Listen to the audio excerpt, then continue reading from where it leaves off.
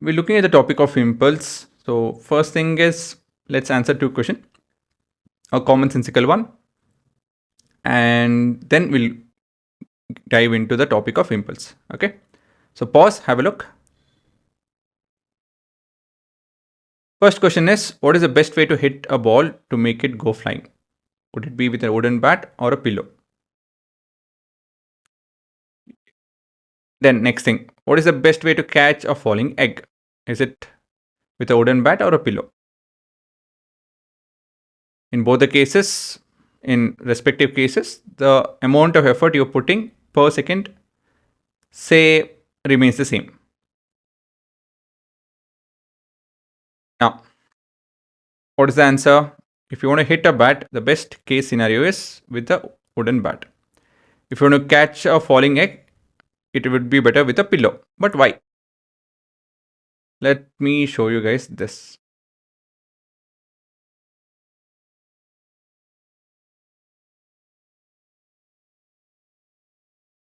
I have a setup. So I'm placing an object at a particular height, as you can see over here, right? Please make a note of the height, and I'm dropping it.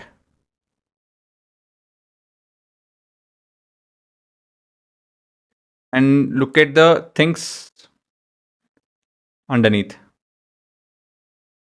So it's kind of cushioned, right? Now I am going to measure. I don't know if it's very clear or not, but there is a crater, and I'm measuring the radius. Okay, so I do that, and it turns out to be, how much is that? Around 4 centimeter, I guess. Yeah, around 4 centimeter. Now with the same height, right, from 15 centimeter height, approximately 15-16 centimeter height in both the cases. But here the situation is different. Okay, so I hope you guys noticed. There we had a pillow. Here I just have a bunch of wooden plank, and now I'm dropping it. I remove it, and then I measure. See, same thing I'm doing. I'm measuring, and here the radius is turning out to be around 4.8. So what does it show? Why is that? In this case, we had a 4 centimeter, right? We had a 4 centimeter scenario. But in this case, we are looking at approximately 4.8 or 5 centimeter scenario. Why is that? We're looking at these two different things. Why is that it's happening? Well, we can explain it with one more set of video.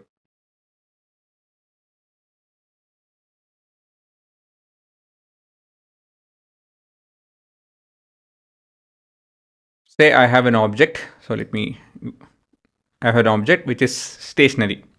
I'm trying to hit it. So I can do it two ways. One, I can hit it or push it in a very short duration and achieve a particular velocity, or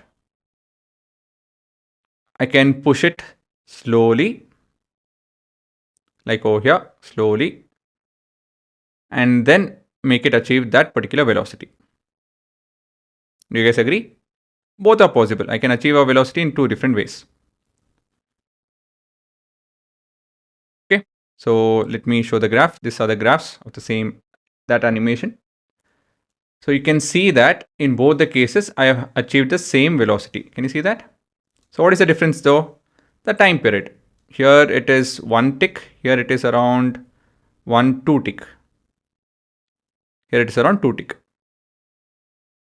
If I reduce the force, it will take more ticks to achieve this velocity. Agree? If I reduce the force a lot more, I need to push it for a longer time. I should take more time, and then the velocity will be reached. Do you guys agree to this? The scenario wherein we see Huge force applying in a very short duration is your idea of impulse. Okay, so let me put it in this way. If I have a bat, right, this we're talking about the case of this is, what is that, ball hitting the best way to hit a ball. So this is us hitting a ball with a bat, and we have a pillow. Oh, sorry, not that. This is with pillow. This is with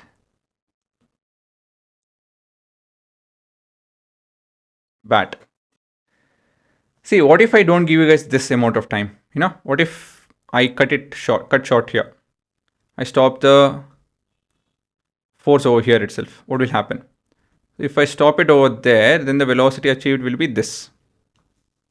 You guys agree?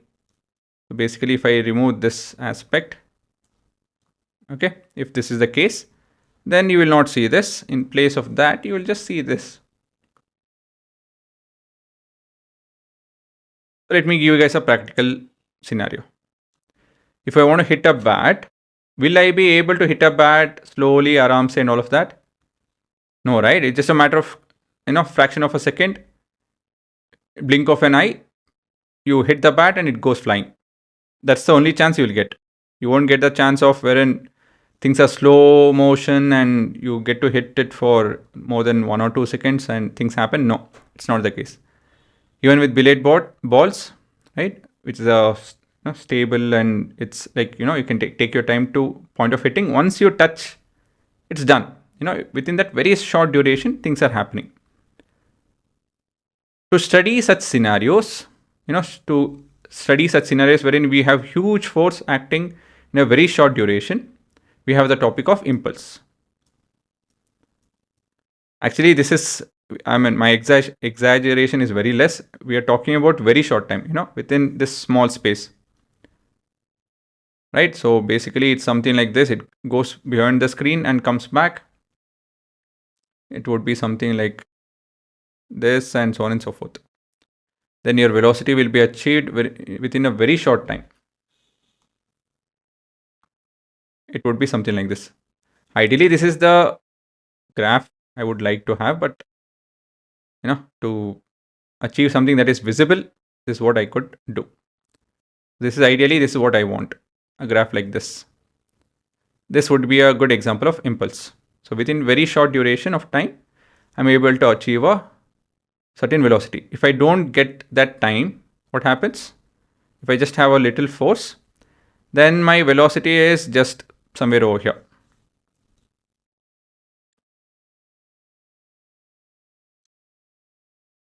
So whenever we are dealing with very short time,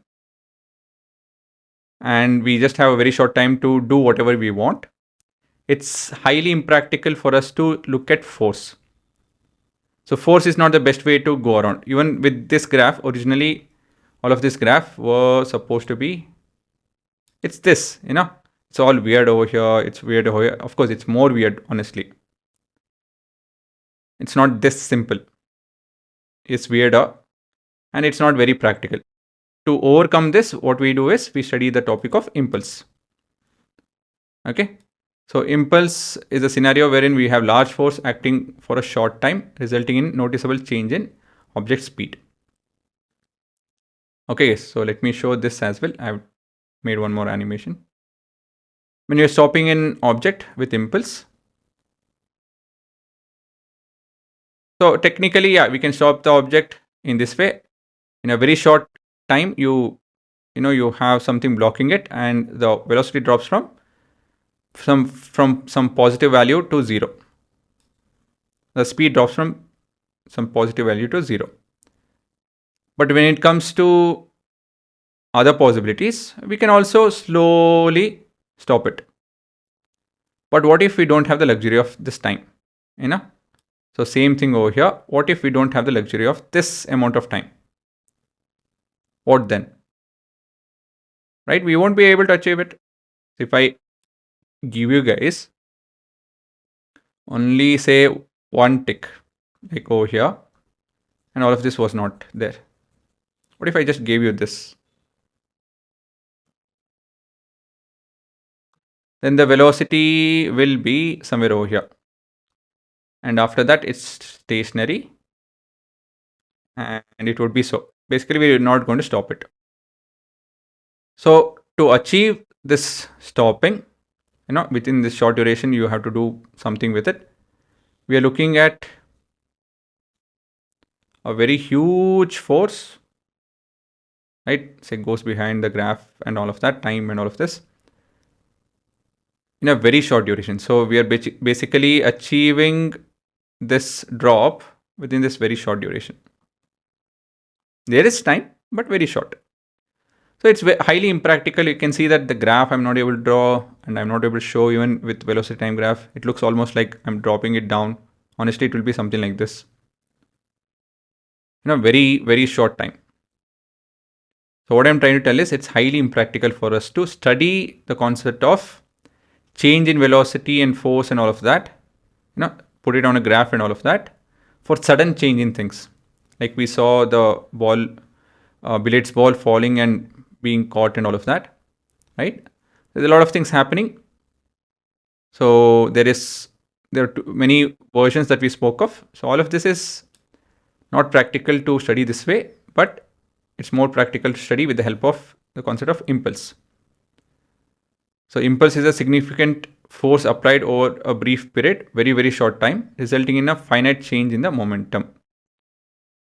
So the force exerted on the ball when it is struck by a bat. So we saw this video. Note on the definition, the force described is called as impulse force. Okay, all these are example of impulse force. The product of force and the time is known as impulse of the force. Basically, this is nothing but change in momentum. The product of force and time. So we'll be looking at this now. Okay, so we'll be looking at impulse of force. Now, how is impulse denoted? For that, let me go to this. Okay, so actually in the derivation, I'll be able to tell you guys how is impulse denoted, what is SI unit, dimension, graphically, it will be just a pulse, and mathematically, okay, we have a small duration. So before derivation, not duration, before we move on, where exactly we see all of this? Well, I gave you guys example, catching an egg, then we are looking at hitting a ball, vehicle safety, that is airbag opening up, and so on and so forth, sports equipment, material science, rocket propulsion, in all of these places, and of course much more, we'll be able to look at impulse. So impulse is denoted with J. Okay, so we are looking at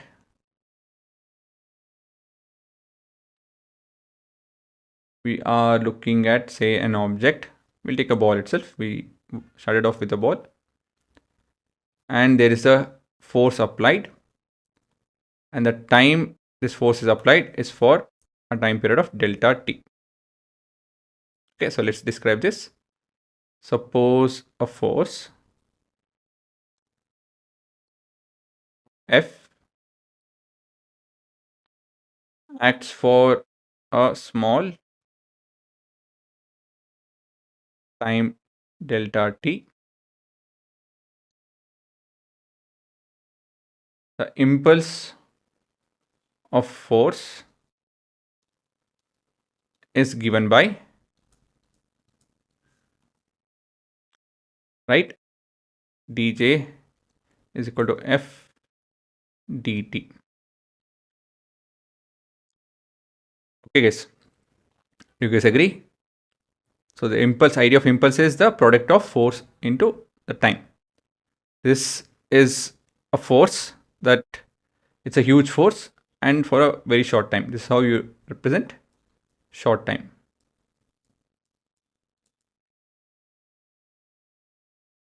Now we know that the force acted upon, say, from T1 to T2. If we consider the time t1 to t2 to be the time interval during which force is acted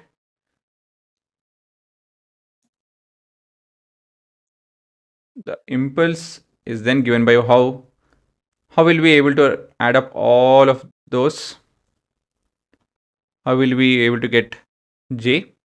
How can we get j?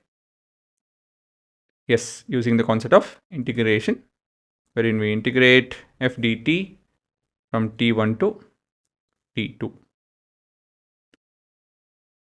Okay, again, if you understand the concept of integration, then this will make sense.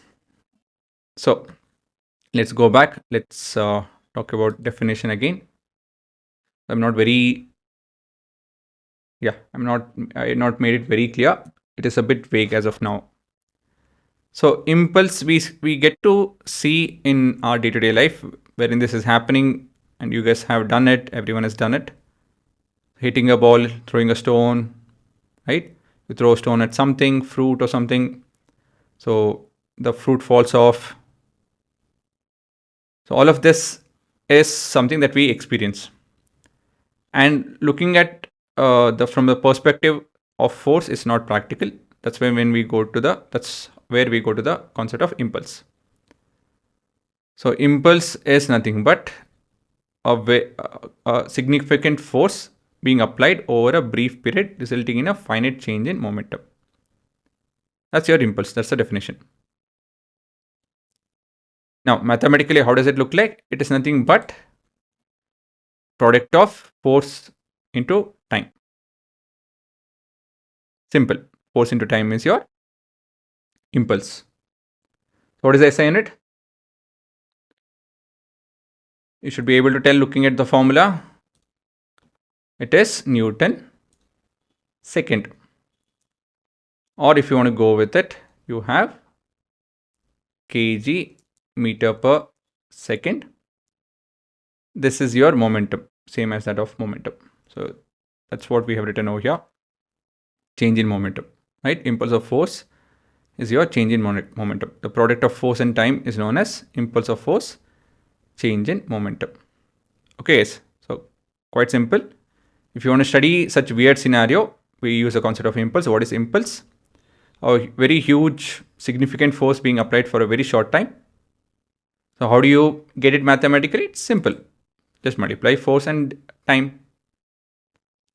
So of course, this takes on the integration form because we are looking at very short time, right?